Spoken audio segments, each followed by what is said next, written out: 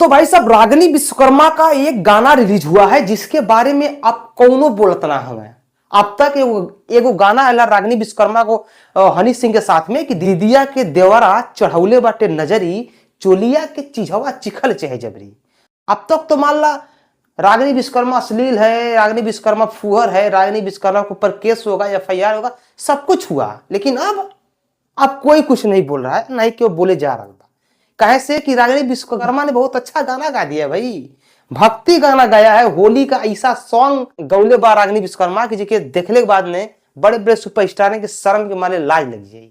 हाँ, होली का कई सारा सॉन्ग भोजपुरी में आ रहा बा, केहू चोली रंग रहा बा, तो केहू ढोढ़ी रंग रहा बा, तो केहू लहंगा उठा के बीचों बीच रंग डाल दे रहा बा, केहू के पिचकारी छोट बा तो केहू के पिचकारी मोट बा, केहू रंग डालता तो केहू मोबिल डालता, केहू ई कहता कि जौने रंग का हमारा उठलाली बा वही रंग का रंग डाला, केहू ई कहता। भाई साहब तमाम प्रकार का मैटर चल रहा बाटे होली में। लेकिन यही में रागिनी विश्वकर्मा के वो गाना ऐसा आयल बा जिसके सुनने के बाद आपके होश उड़े, यार कुछ यहू प्रकार का होली सॉन्ग बन सकेला का।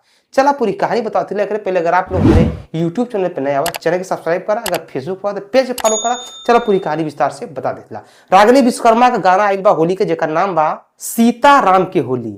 हाँ भाई, सीताराम की होली मतलब गाना के बोल से ही आपको समझ में आ जाई कि ये गाना भक्ति में होली बा। जैसे कि आप लोग जानत हुआ कि भगवान शंकर का भी होली बहुत चर्चित रहे, कान्हा के होली बहुत चर्चित रहे। जैसे कि जानते हो कि वृंदावन मथुरा में इसमें कान्हा रूपी होली बहुत भयानक तरीका से खेल जा रहा बा।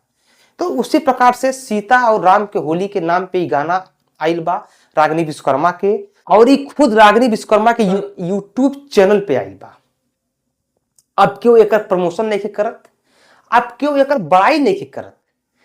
गाना इले 4 घंटा हो चुकल बा, 4 घंटा में 2000 व्यूज लियल बा मात्र ये गाना। रागिनी विश्वकर्मा की ये इंतजार हुई कि जैसे हमारे यूयो हनी सिंह वाला गनवा 100 मिलियन हो गई बा, कम से कम 10 मिलियन तो ही चल जाए।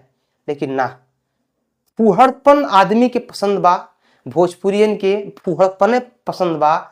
चोली चड्ढी का गाना जिंदगी भर सुन के आयल हुए, उन्हें चोलिए चड्ढी के सुने के आदत बा। तो आप ये टाइप गाना गईबू तो आपके साथ कुछ ना हुई, आप केस होत बा तो होखेदा, जो भी होत बा होखेदा, लेकिन कैरियर से मजाक मत करा। जैसे आपको सीनियर चल रहा बाटे वही हिसाब से तो चला, जैसे समाज चल रहा बा वही हिसाब से तो चला। समाज के डर के वजह से, लोगन के ट्रोल कैले की वजह से अपन ट्रैक बदलबू तो जीवन खराब हो जाई, जीवन धस जाई। एगो इंटरव्यू में रागिनी विश्वकर्मा कहेली कि 4 साल से मैं गाना गा रही हूँ। गाना तो मेरा खानदानी पेशा है, मैं ढोलक लेके तो बहुत दिन से गा रही हूँ, लेकिन एल्बम की दुनिया में 4 साल लग गया हमको, लेकिन बहुत ज्यादा हमको लाभ नहीं हुआ। लेकिन जब हमने इस गाने को गाया, हनी सिंह के साथ में गाया, तो मेरा गाना वायरल हो गया। तो लोगों को जलन हो रही है, लोग केस कर रहे हैं। अभी देखिए इस टाइप का गाना आया है, कोई प्रमोशन नहीं उनका कर रहा है। तो भाई साहब सीधा फंडा है कि जो चल रहा है मार्केट में आप वही दीजिए, लोग कुछ भी कहते हैं उनको बोलने दीजिए, उससे कोई फर्क पड़ने वाला नहीं है। भाई साहब आप लोग रागिनी विश्वकर्मा की है गाना के देख के का कल चावा नीचे कमेंट करा। अगर आप लोग हमारे यूट्यूब चैनल पर नया हुआ चैनल को सब्सक्राइब करा, वीडियो को लाइक करा। हम मिलते अगले वीडियो में, तब तक लिए नमस्कार, बाय, प्रणाम, हर हर महादेव, जय श्री राम।